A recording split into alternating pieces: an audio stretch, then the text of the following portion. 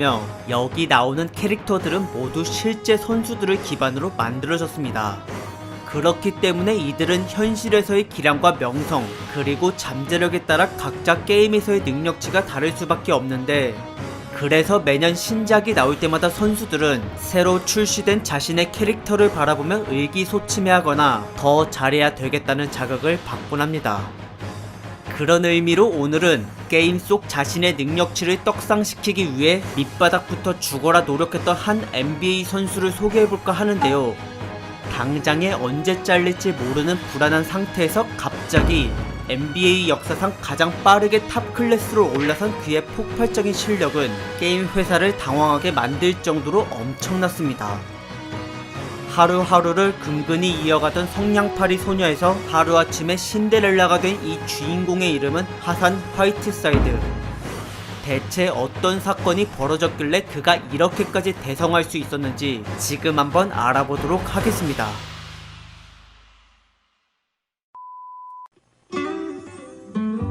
(1989년) 미국 노스캐롤라이나주의 게스토니아 도시에서 태어난 화사는 6명의 형제 자매들과 함께 유년기를 보냈으며, 아무래도 아빠가 과거 미식축구 NFL 출신이다 보니 어릴 때부터 스포츠에 많은 관심을 가지고 있었습니다. 그 중에서도 농구를 가장 좋아했는데, 이미 5살부터 그는 매일 집 앞마당에서 친형과 1대1을 즐겨했고, 더 나아가 자기보다 나이 많은 형의 친구들과도 수없이 대결을 하다 보니 저절로 실력과 담력을 갖추게 되었습니다. 그러면서 자연스레 NBA를 목표로 삼은 초등학생 시절의 화사는 시간이 흘러 고등학생이 됐을 때 매년 20cm씩 키가 크는 행운까지 받으면서 어느덧 팀 내 최고의 센터로 군림하였는데요.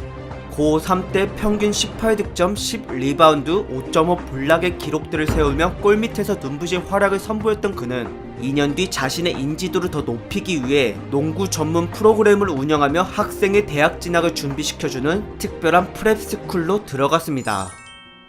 사실 그는 이미 고등학교 4년 과정을 다 마쳤었지만 그동안 옮겨 다녔던 학교만 5개나 되고 이들 모두 농구에서 전혀 유명하지가 않았기에 화사는 대학 스카우터들의 눈도장이 절실히 필요했고, 그래서 그는 이 농구 위주의 프랩스쿨에서 1년만 더 학생 신분을 유지하기로 한 것입니다. 그리고 계획대로 그는 매우 만족스러운 결과를 거두었는데, 당시 2m 11cm의 큰 키로 노스캐롤라이나주의 상대팀들을 압살하고 다녔던 화사는 그대로 34승 2패를 기록하며 전국에서 87등의 높은 순위로 평가를 받게 되었고, 곧이어 자신을 센터로서 적극적으로 발전시켜줄 마샬 대학교에 진학하였습니다. 그러자마자 그는 여기서 미국을 들썩이게 할 만한 최고의 수비력을 펼쳤고, 무지막지한 탄력으로 상대의 공격을 차단시켜버렸던 블락을 한 경기에 9개, 10개, 11개씩 찍으면서 어떤 위치에서든 완벽하게 골대를 지켜냈습니다. 끝내 화사는 시즌 내내 총 182개의 블락을 해냈고, 이때 평균 개수는 5.4개이며 심지어 성공률은 18.8%나 됐는데요. 놀랍게도 그의 이 3가지 항목은 모두 전체 대학 랭킹 1위였습니다. 그뿐만이 아니라 리바운드와 덩크, 그리고 간결한 슈터치 감각으로 미드슛까지 쏘아 올리며 다재다능함을 자랑했던 화사는 곧바로 잠재력에서 10점 만점에 10점을 받게 되었고, 거기에 2010 NBA 드래프트 예상 순위까지 10등으로 평가받아 자신감이 넘쳐 흘렀던 그는 1학년만 끝내고 뛰어드는 드래프트에서 놀랍게도 33위로 밀려났습니다.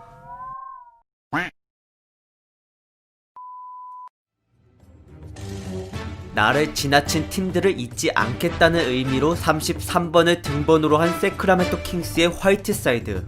신인과 무명 선수들의 실력을 1차적으로 평가받는 서머리그 경기에 선발로 나와 비교적 좋은 모습을 보였던 화사는 곧이어 10-11 시즌 개막전에서부터 기용되어 킹스 팬들로부터 많은 기대를 받았는데요.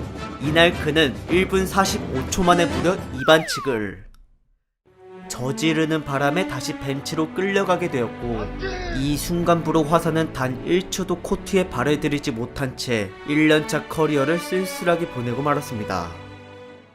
당시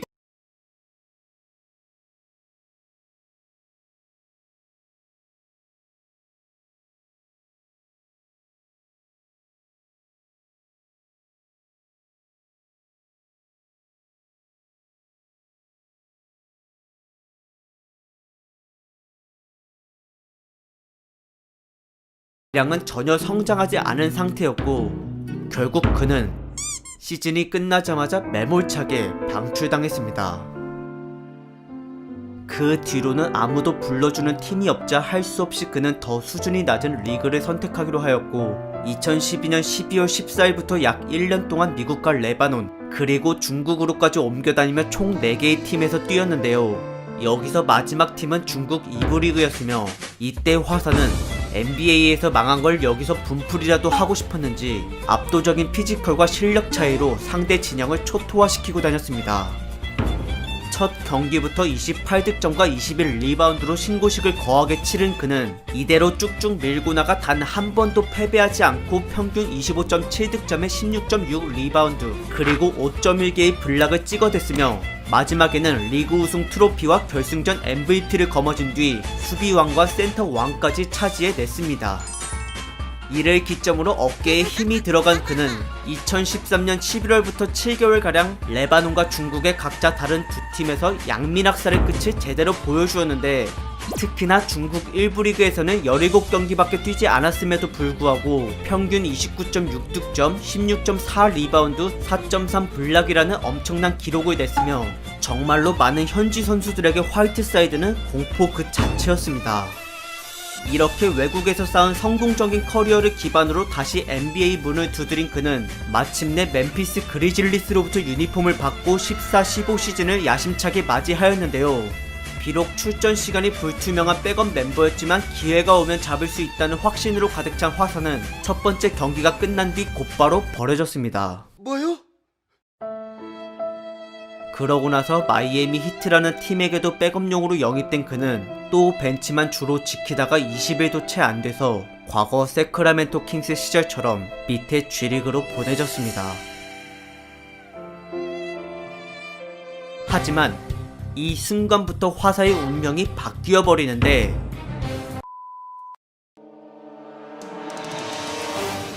자신의 가치가 강등당하는 일이 또 되풀이되었지만 여기서 방출 엔딩을 맞이하고 싶지 않았던 화사는 어떻게든 살아나고자 G리그 첫 경기를 죽어라 뛰었고 그 결과 21득점 11리바운드 4블락의 수준 높은 기록을 달성해냈습니다.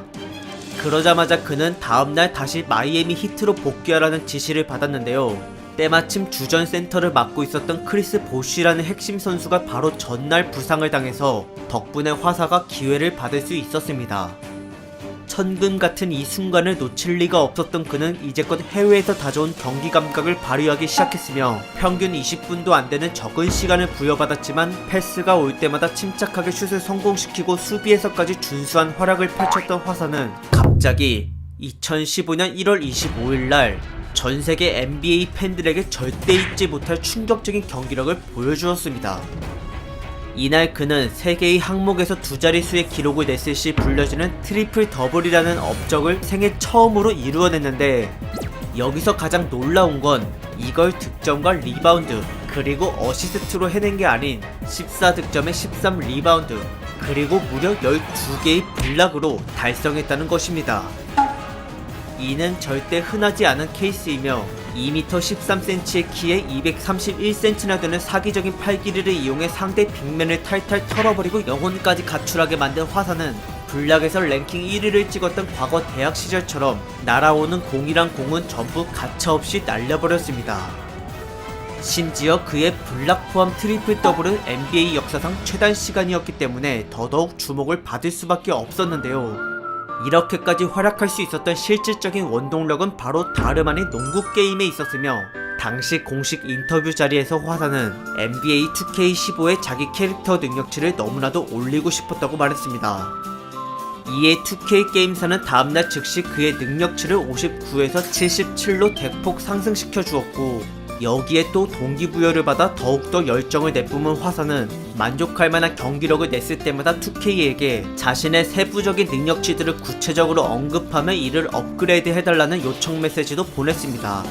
심지어 공식 NBA TV 측에서마저 능력치를 더 올려줘야 한다라고 입장을 내비치기까지 하였는데 이러한 분위기 덕분에 그 다음 시즌을 맞이하기 직전 화사의 능력치는 더 높은 81로 책정되었습니다.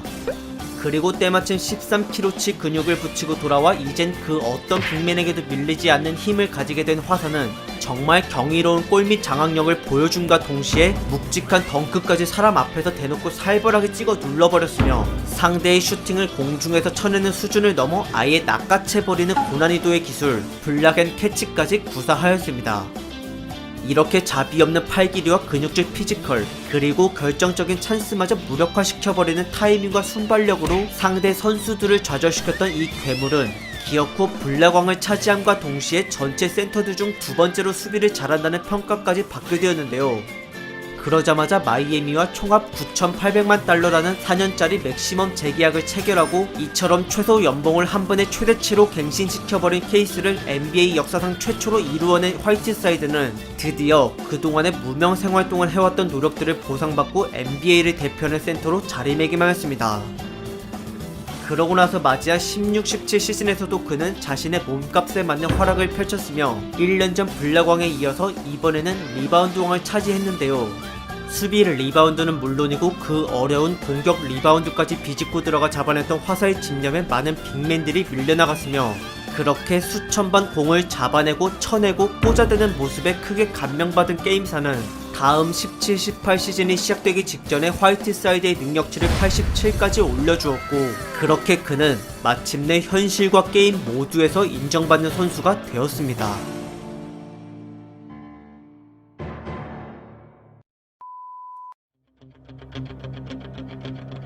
NBA 역사상 가장 빠른 성장세를 이루어낸 하산 화이트사이드. 하지만 웬만큼의 높은 반열에 들어서자 그에게 나타난 현상은 바로 오만과 욕심이었습니다. 리바운드 왕을 달성한 이후인 17-18 시즌부터는 기록들이 전부 떨어지기 시작했는데 그 중에서도 가장 심각한 건 스타팅 멤버임에도 불구하고 벤치 선수랑 다름이 없었던 출전 시간이었습니다. 그 이유는 초창기 때부터 고쳐지지 않은 골 욕심 때문이었으며 그는 센터의 필수 덕목인 스크린 몸빵을 확실하게 해주기보단 그저 엉성하게 대충 서있다가 자꾸만 이른 타이밍에 골밑으로 들어가 공 달라고 아우성을 쳤습니다. 그렇다고 해서 원하는 대로 패스 주면 화사는 그 공을 절대 다른 사람에게 패스하지 않았는데요. 이제껏 평균 어시스트 개수가 하나를 넘지 못할 정도로 그는 심각한 패스 고자이자 욕심쟁이였으며 심지어 골밑에서의 공격 기술이 거의 없다 보니 단순히 몸으로 비비다가 훅샷을 던지거나 팀원들이 상대를 돌파해서 뚫은 뒤 주는 패스로 득점을 하는 식의 받아먹기 등 그저 기본적인 것밖에 할 수 있는 게 없었습니다. 게다가 아무리 슈터치 감각이 좋고 장거리 슈팅이 가능하다곤 하나 그것에 대한 성공률이 전혀 믿음직스럽지 못하다 보니 점점 팀플레이에 어울리지 않는 자기 중심적인 선수로 이미지가 굳어지게 되면서 결국 출전 시간 감소를 초래하였고 더군다나 과거부터 지적받아왔던 불만 가득한 성격까지 여전했기에 그는 더욱더 팀의 전술에 맞지 않는 계륵같은 선수로 전락하였습니다. 물론 중간에 무릎 부상을 당해서 기량이 잠시 떨어지긴 했지만 그것과는 별개로 자신의 단점을 고치려 하는 의지가 없고 투지도 많이 실종된 상태이다 보니 경기 도중에 포기한 듯한 플레이를 자주 보였으며 그러면서 되려 출전 시간 부족하다고 툴툴거리거나 자신에게 3점 슛을 못 쏘게 지시한 감독에 대해 간접적으로 불만을 토로하기도 했는데요.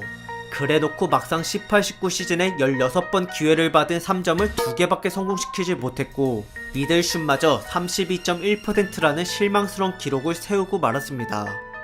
게다가 팀이 대패 중일 때 멋대로 라커룸으로 들어가서 퇴근 준비를 하는 돌발 행동까지 보이자 여기에 분노한 마이애미는 끝내 화사를 트레이드 시켜버렸습니다. 포틀랜드 트레일 블레이저스의 유니폼을 입고 19-20 시즌을 보내게 된 화이트사이드. 이제껏 온갖 구설수와 성적 하락 때문에 이번 NBA 2K22 발매되자마자 공개된 그의 능력치는 고작 80일, 4년 전으로 퇴보하였습니다. 하지만 이 수치는 현실에서의 경기력에 따라 실시간으로 변동한다는 점, 바로 여기에 다시 동기부여를 가져서 능력치를 올리고 싶었는지 새로운 마음가짐으로 경기에 나선 화사는 2019년 11월 29일에 블락 10개를 기록하는 놀라운 수비력을 보여주었고 이를 기점으로 서서히 폼이 올라오기 시작하더니 그 이후의 경기부터는 마이애미 전성기 시절 못지않은 최고의 활약을 보여주고 있는데요. 현재 리바운드는 평균 14.1개로 전체 선수들 중에서 세 번째로 높으며 심지어 경기당 3.1개나 찍어대고 있는 그의 전매특허 블락은 무려 1등을 달리고 있습니다. 공격 또한 볼에 대한 욕심을 줄인 상태에서 스크린 몸빵에 충실히 임하는 중이고 종종 전술의 흐름에 따라 패스까지 뿌려주는 식의 팀플레이까지 발휘하자 최근 들어 언론과 팬들로부터 많은 호평을 받게 되었습니다. 그리고 동시에 놀랍게도 게임 능력치가 81에서 다시 87로 복구되었는데요.